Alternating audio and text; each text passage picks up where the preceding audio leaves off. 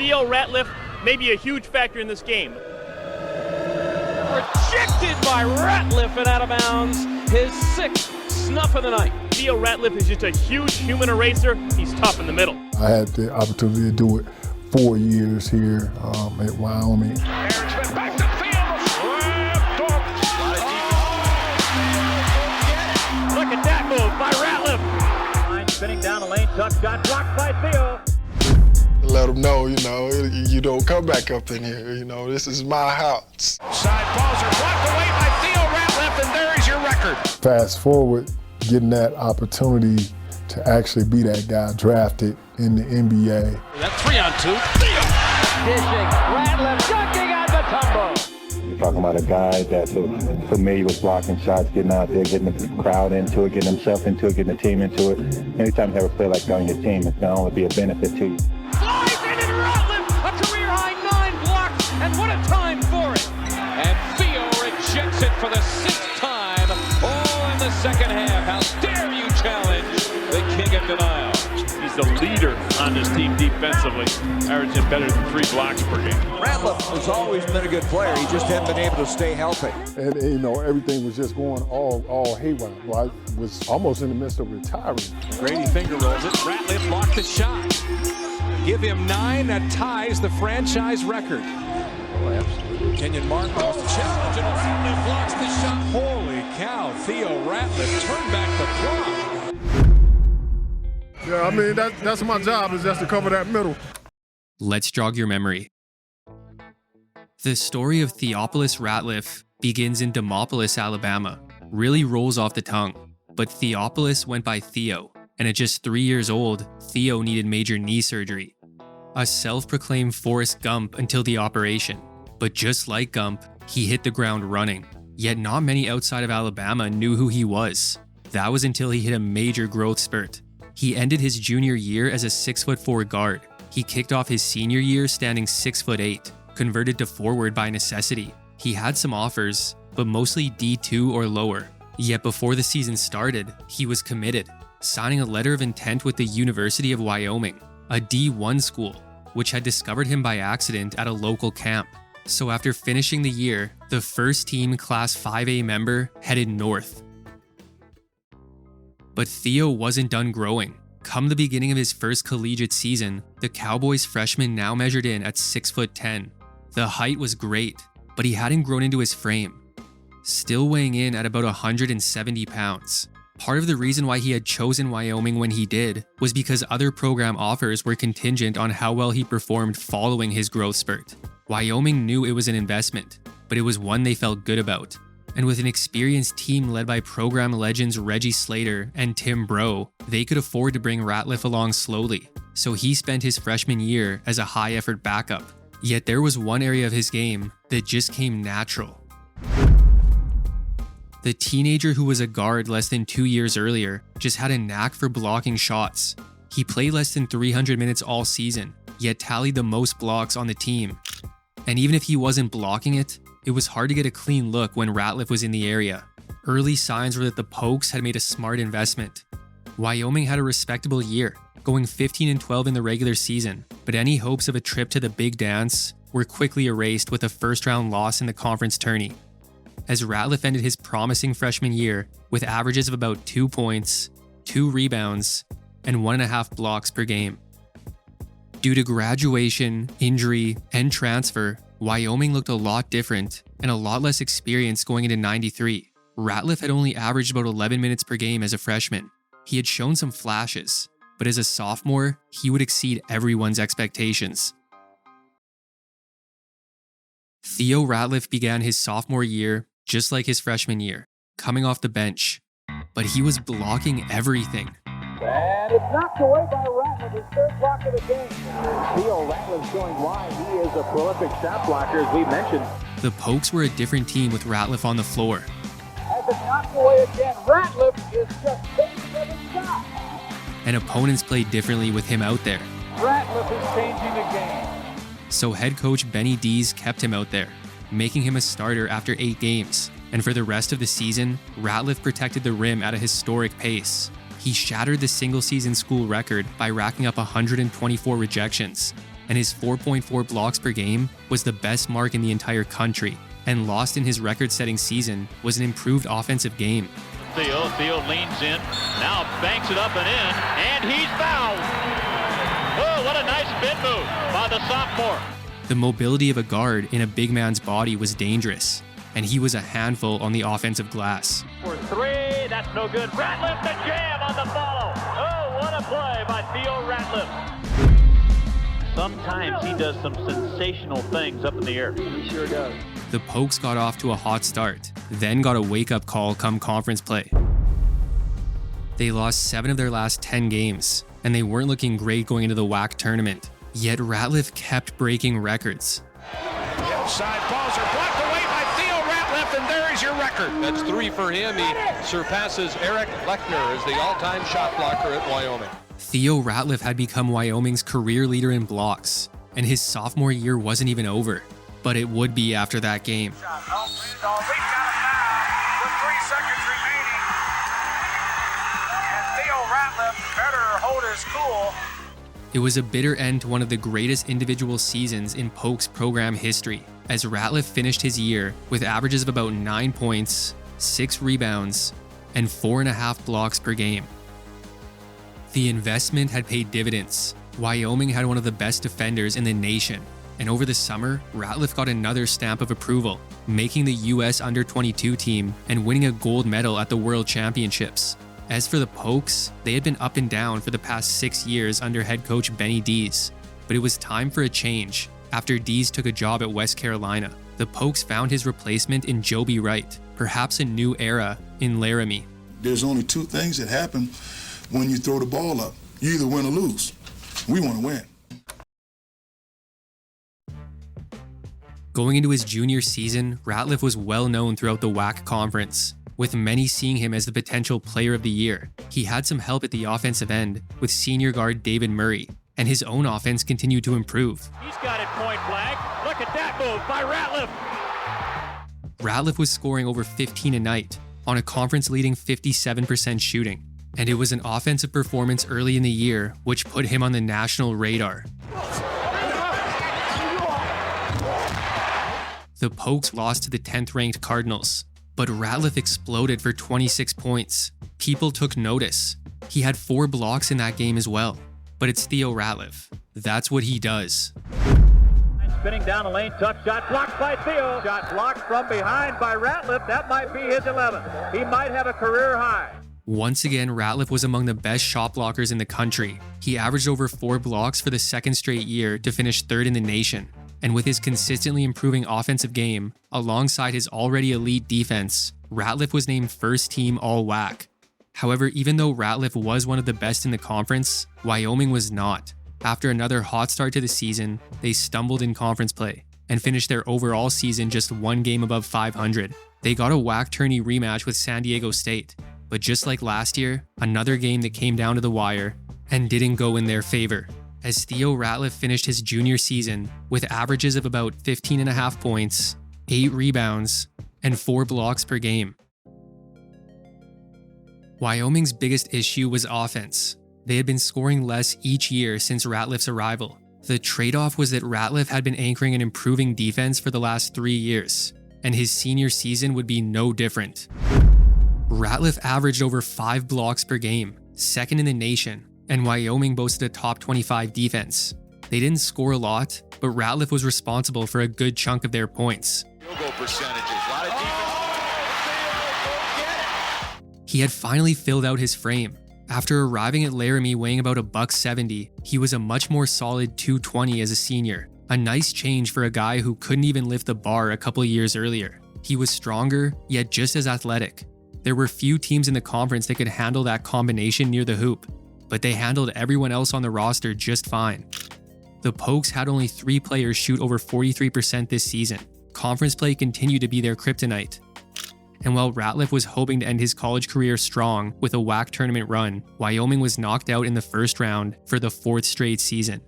And with that, Ratliff would never get a chance to experience postseason play, but he would get another first-team all-conference selection, and deservedly so, after averaging about 14.5 points, 7.5 rebounds, and 5 blocks per game.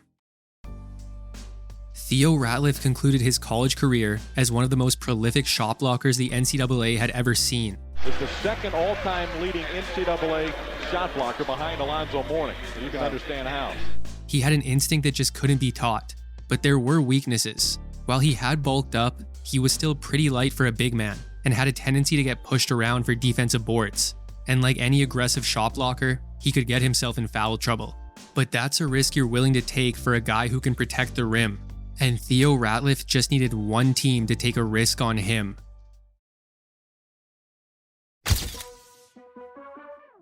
The Detroit Pistons took a first-round risk, drafting little-known Ratliff 18th overall, looking to add some size and defense to a team in transition. The Bad Boys era was over, but they had their building block of the future, reigning Rookie of the Year Grant Hill, who was paired with the sweet-shooting Allen Houston. And the Bad Boys weren't completely extinct. They still had Joe Dumars providing experience and leadership, and soon after the draft they acquired Otis Thorpe, someone who Ratliff was looking forward to learning behind. Similar to at Wyoming, Ratliff spent his first year as an energy guy off the bench, and just like at Wyoming, there was one category he excelled in. Kept alive by Washington, rejected by Ratliff, then he got a piece of the shot. Brasickis got a piece of that shot, and a foul is called. Mobley in traffic, blocked by Ratliff. Oh, he's got to be crazy because he's going to jump right in front of the hoop over a guy like Ratliff with the long arms and the good timing. Ratliff averaged about 17 minutes a night, yet was still Detroit's top shot blocker and a top 20 shot blocker in the NBA. Pistons fans may not have known who he was on draft day, but he played his way into their hearts with his blue-collar style. The thing I like about him right now, he's just so active and all over the place. You're talking about a guy that's familiar with blocking shots, getting out there, getting the crowd into it, getting himself into it, getting the team into it. Anytime you have a player like that on your team, it's going to only be a benefit to you. Ratliff was even giving some flashbacks. The last remaining bad boy was reminded of a past bad boy as he watched the rookie play, yet the defense-first bad boys of the past were long gone. However, for new coach Doug Collins, he wanted to recapture that defensive identity. The Pistons went from one of the worst to one of the best on that end, and they rode that defense to their first winning season in 5 years. They even got a playoff berth to take on the Magic, but that series was over quickly, and Ratliff barely sniffed the court. But his regular season had been promising, after averaging about 4.5 points, 4 rebounds, and 1.5 blocks per game. Overall, Ratliff's rookie year had been encouraging, but over the last month of the season, he looked like he ran out of gas. And Collins hadn't played him as much due to what he saw as a lack of fortitude. Theo took that to heart and embarked on a rigorous offseason of training. Some of the physical improvements were hard to believe. Reports had him gaining over 15 pounds of muscle, improving his vert by 4 inches, and overall just looking much more explosive. If there was anything Ratliff had learned from his rookie season, it's if you're not working, you're not playing. Last year he was inconsistent, but now you'd be hard-pressed to find someone working harder.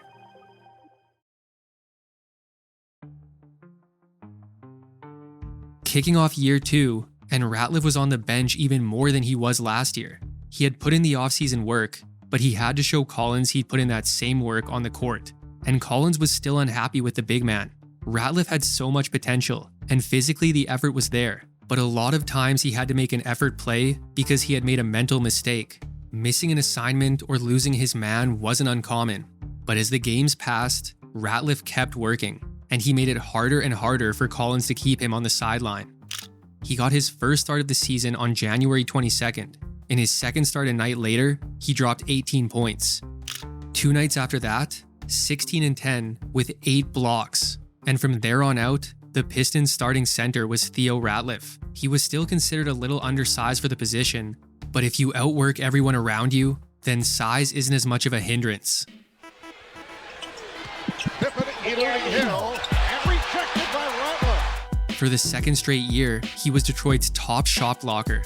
Blocked by Theo Ratliff. He is a shot block specialist. And more notably, just a disruptor.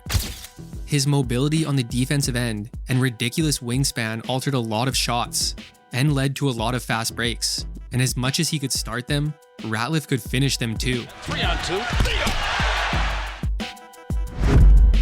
So with Ratliff patrolling the middle, Detroit remained one of the best defensive teams in basketball. Allen Houston had left in free agency, but the backcourt remained solid with Dumars and Lindsey Hunter. Then there was MVP candidate Grant Hill, doing everything he could for the Pistons. And what he did was lead them to 54 wins, and a first-round matchup with Atlanta. Unfortunately, Ratliff had been almost invisible on the glass over the final month of the season, and come playoff time, Collins had lost faith. Ratliff was only able to see brief minutes in 3 games, which did include a Game 4 where Ratliff blocked 4 shots in less than 9 minutes. But that game ended in a loss. 2 nights later, Ratliff didn't play, and the Pistons lost the game and the series. And Ratliff ended his season with averages of about 6 points, 3.5 rebounds, and 1.5 blocks per game. 2 years into his career, and it wasn't really clear where Ratliff stood. All-star level play was mixed in with disappearing acts, but Collins also had him on a short leash. A bad game or bad stretch could have him benched for a week. He was also entering a contract year. Would Detroit want him back? And honestly, would he even re-sign? Especially since he began year 3, coming off the bench. Eventually, he worked his way into the starting lineup. However, the Pistons were off to their worst start since Ratliff's arrival. Their front court was a complete logjam, and their backcourt was thin. So a week before Christmas, they made a deal, and Theo Ratliff was on his way to Philadelphia. The Sixers desperately needed a center and some rim protection. Ratliff could check both those boxes, and head coach Larry Brown would loosen the leash. Ratliff could play his game and make his mistakes. Now, of course, you need your center to rebound, except Ratliff was often out of position for the rebounds because he went after every shot. However, if you wanted to push the pace and get out in transition, a shot blocker like Ratliff was your guy. And Ratliff just captured that baby in both hands. Ratliff with a super block. Steve Kerr underneath. The Sixers' budding superstar Allen Iverson was at his best when playing fast, so already this was a better fit. Wrap around pass behind the back, underneath, great play. Ratliff's strengths would be maximized in Philly.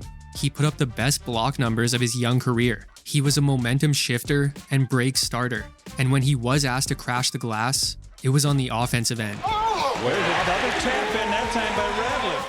The Sixers definitely looked like a different team after the Ratliff trade, but their record didn't really suggest they were any better. They traded Jerry Stackhouse to get Ratliff. That was a lot of their offense, and Iverson couldn't do it all. So with a 31-51 finish, they still had some work to do. But Ratliff was finally tapping into his potential and finished his overall season with averages of about 10 points, 6.5 rebounds, and 3 blocks per game. It was a career revival for Theo Ratliff. He appreciated what he was allowed to be in Philly. He was valued for what he could do great, and even offensively, he was allowed to put a shot up or make a move. No longer was something like that an instant trip to the bench. It was a breath of fresh air compared to Detroit. However, Ratliff was still a free agent. He ended the year top 5 in blocks per game, so his value had never been higher. But his new team had believed in him. He wasn't going to leave that behind. So after the lockout was resolved, Ratliff signed for 7 years and $60 million.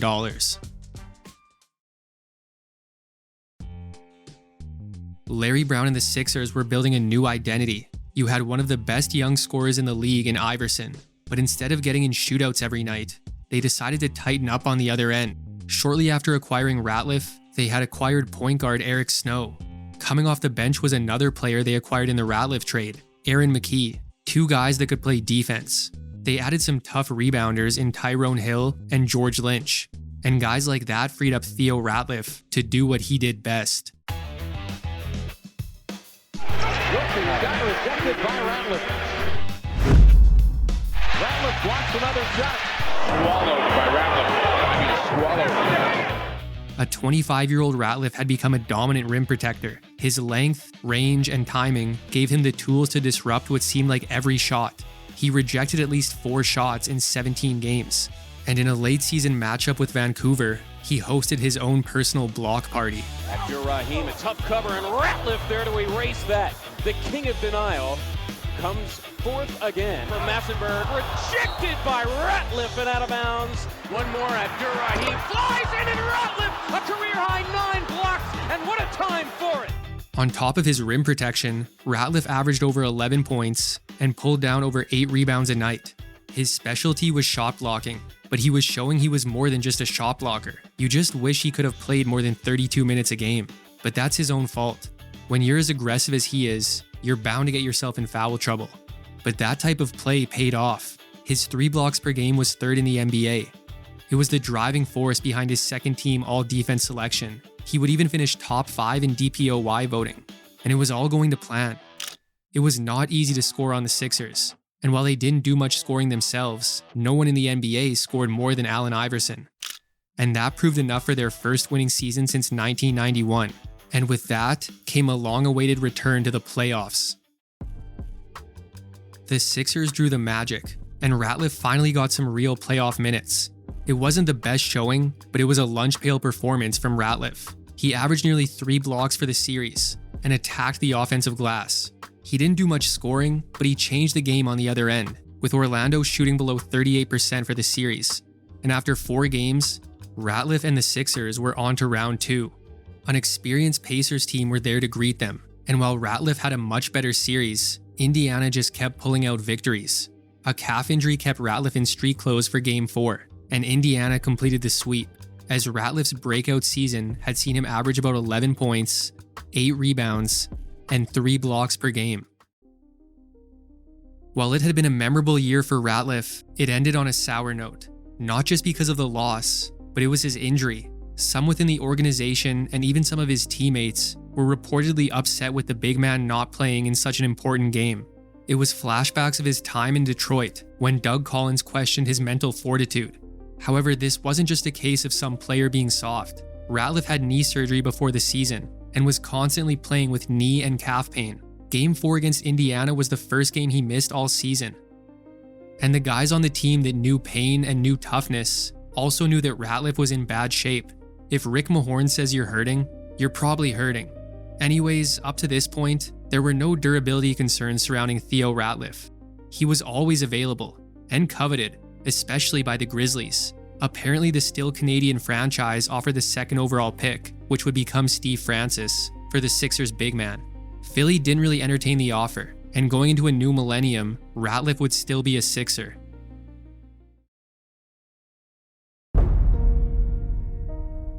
Well, the always available Ratliff wasn't really available in the early part of the season, appearing in just 9 of the team's first 35 games, as he recovered from a stress fracture in his ankle. But when he finally came back for good, he looked great. Iverson driving, dishing, Ratliff dunking on Mutombo. He was scoring at about the same rate, yet more efficiently. He looked more confident on the offensive end, but he wasn't a consistent scorer alongside Iverson, and Iverson needed help. So the Sixers made a move at the deadline to acquire Tony Kukoc. The results weren't exactly what they were hoping for, but it was something. Anyways, they were still a defensive team, and Ratliff had a lot of blocks to catch up on. Dickerson, Ratliff there to knock it away again. Ratliff again says no, his 5th block, all coming in the second half. And smothered inside. Hindu gets it back, it's blocked again. Theo rejects it for the 6th time, all in the second half. How dare you challenge the king of denial? He was exactly that, the king of denial, a top 5 shot blocker for the 3rd straight season. And once he got his legs back under him, he was the Sixers' X factor down the stretch. Theo, after a great February, continues to march on in the month of March. He has just played outstanding basketball.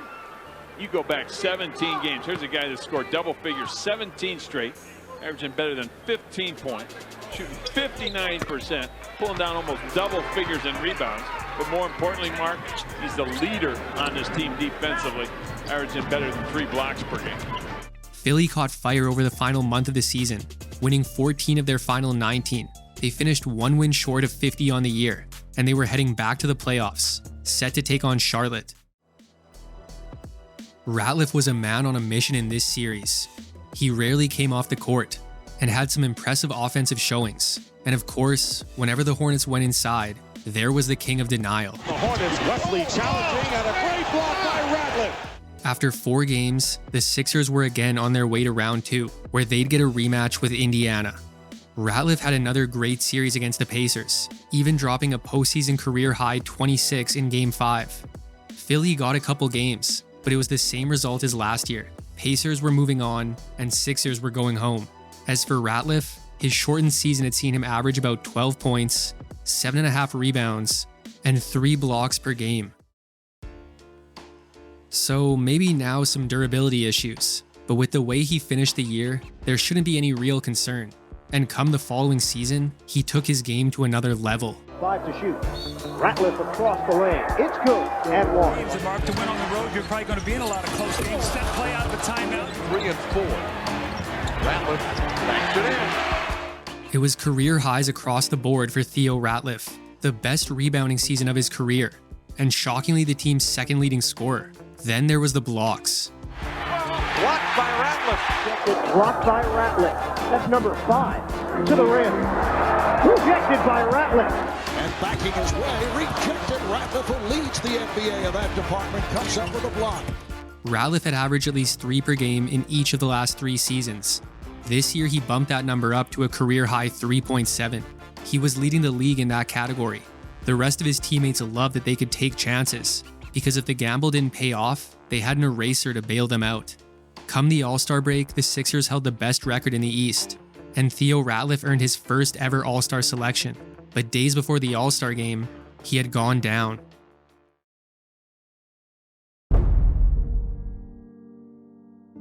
A fractured wrist would sideline the DPOY candidate, and the prognosis was not what the front office wanted to hear. Allen Iverson was playing MVP-level basketball. The Sixers were one of the elite teams in the NBA, and now that team had a decision to make. The window is open. It may never be open like this again. We're going for it now. Why wait? We may never have this chance again. Go for it. With a championship window staring them in the face, Philly made a win-now move. They sent their all-star big man to the Atlanta Hawks for an aging defensive legend. And just like that, a hurt Theo Ratliff was no longer a member of the team who he had helped turn around. Maybe he could do the same for the Hawks, but it wouldn't be this year. Yet in his 50 games this season, he averaged about 12.5 points, 8.5 rebounds, and 3.5 blocks per game. Before the injury, Ratliff was playing the best basketball of his career. He was 6 years younger than Mutombo, just beginning his prime, and a defensive anchor in his own right. Barring any setbacks, this seemed like a win for the Hawks in the long term.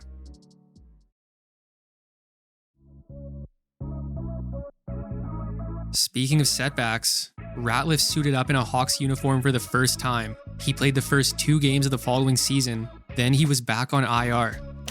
And this injury was a lot more concerning, a torn labrum in his hip. He attempted a return in January, but that lasted a game. The 0-2 season came to an end, with Ratliff logging a little over 80 minutes, finishing with averages of about 8.5 points, 5.5 rebounds, and 2.5 blocks per game. 3 straight seasons plagued by injuries, each injury seemingly worse than the last. Theo Ratliff was supposed to be in his prime, but he didn't even know if his career would continue. And you know, everything was just going all haywire. Well, I was almost in the midst of retiring. But going into the season, he had a clean bill of health, and everyone hoped it would stay that way. The Hawks hadn't been much since Ratliff's arrival, but they had the talent. They had a high-scoring guard in Jason Terry. The year prior, they had acquired a second scorer in Sharif Abdur-Rahim. And now going into this season, they formed their own big 3 by adding the big dog. So offense was there, defense not so much. But that's where Ratliff comes in. Rejected by Ratliff. Theo Ratliff was finally back, and back in a big way. Go left, he's got all the way. He gets the step. Oh! Rejected, and that is it. Atlanta had a last line of defense for the first time since Mutombo, but it was a bit of a different Theo Ratliff. His calling card had always been his mobility, a big man able to cover a lot of ground and use his physical gifts to get to a shot even when he was out of position. But after all those hip issues, he wasn't as fluid. He actually said it best before the season. He'd never again be 100% of who he was, but he could be 100% of who he is now. And that player was sharper mentally, and he was back on top, leading the league in blocks per game, and more importantly, in total blocks, because in 03, Theo Ratliff only missed a single game. The Hawks had a strong start to the year, then quickly came unraveled. For as good as their offensive trio was, they couldn't do it all, and Atlanta had virtually no offense outside of those three. And while Ratliff was a defensive anchor, he can't guard 5 guys at once, and the Hawks putting together a good game on both sides of the ball was a rarity. Ratliff's return resulted in their best season in 4 years, but with only 35 wins, it wouldn't be a playoff season, as Ratliff ended his comeback year with averages of about 8.5 points, 7.5 rebounds, and 3 blocks per game. As a team, you want to win, but for Ratliff, last season had already been a huge win. He finally returned and was still the player the Hawks expected to get in that trade. But clearly Atlanta needed more. They traded away Glenn Robinson in the offseason, then replaced him with a player who could add some defense too, in Steven Jackson. They came out of the gate and fell flat on their face. 8 wins over their first 30 games. Nothing had really changed, but that did mean that nothing had changed for Ratliff either. Whoa. And a block for Theo, denies Kenny Thomas. Tremendous block by the league leader. It was another year as the league's top shot blocker, and another year healthy for the 30-year-old big man. Unfortunately, Atlanta was going nowhere fast. It was time to hit the reset button. Ratliff still had a few years left on his big contract. Atlanta wanted the cap space, so with Portland shopping Rasheed Wallace, the Hawks front office saw an opportunity. Theo Ratliff and Sharif Abdur-Rahim were the headliners in a package sent to the Blazers. Portland was doing their own reset, not just on the team, but on their image as well. They have been a public relations nightmare the last couple of years. They've absolutely owned this town. They've played the sellouts almost every night, but then slowly things got bad with too many off-the-court incidents that you don't want to have happen at any time, and they have slowly changed their image. A guy like Ratliff had a shining reputation, exactly what Portland was looking for. And for Theo, it was a better situation than Atlanta. Portland was a slow as molasses, defensive-oriented team. Now they had their rim protector.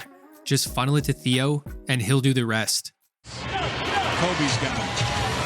All the way to the rack. Shot blocked by Ratliff. Ratliff played the final 32 games for Portland. He averaged a dominant 4.4 blocks in that stretch. Here's Pierce in the open floor, trying to cross over, shot blocked by Ratliff. In just his 7th game in a Blazers uniform, he tied the franchise record. McGrady finger rolls it. Ratliff blocked the shot. Give him 9, that ties the franchise record. And for the 2nd straight year, he led the league in blocks, while recording his first and only 300 block season. The Blazers allowed 4 less points per game after Ratliff joined the team, and he earned another second-team all-defense selection. However, Portland only managed a 41-41 record, not quite enough for the postseason, as Ratliff ended his overall year with averages of about 8 points, 7 rebounds, and 3.5 blocks per game. 2 years ago, Theo Ratliff had played less than 82 minutes. Due to the trade this year, he played more than 82 games. It looked like any availability concerns were a thing of the past.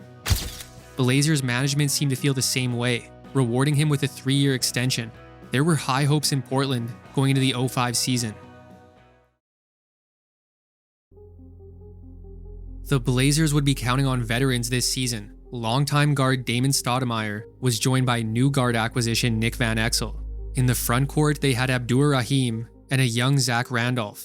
It seemed like enough on paper, but out of those 4 guys, only Stoudemire would play more than 55 games. Ratliff rounded out the starting 5, but it wasn't the Theo Ratliff from the last 2 years. He was putting up his lowest numbers since his time in Detroit. He was still a top 5 shot blocker, but at 2.5 per game, even that number was a lot lower than usual. And with all the injuries Portland had to deal with, the season quickly turned into a nightmare. They were 9 games below 500 come the All-Star break. Coming out of the break, head coach Maurice Cheeks would remove Ratliff from the starting lineup.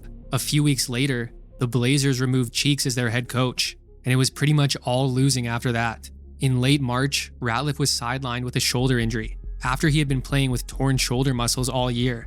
Around this time, Ratliff was also fined $35,000 for missing weightlifting sessions. Things were falling apart in Portland, and the end of a 27-win season couldn't come quick enough. As for Ratliff's 10th season, he would average about 5 points, 5.5 rebounds, and 2.5 blocks per game.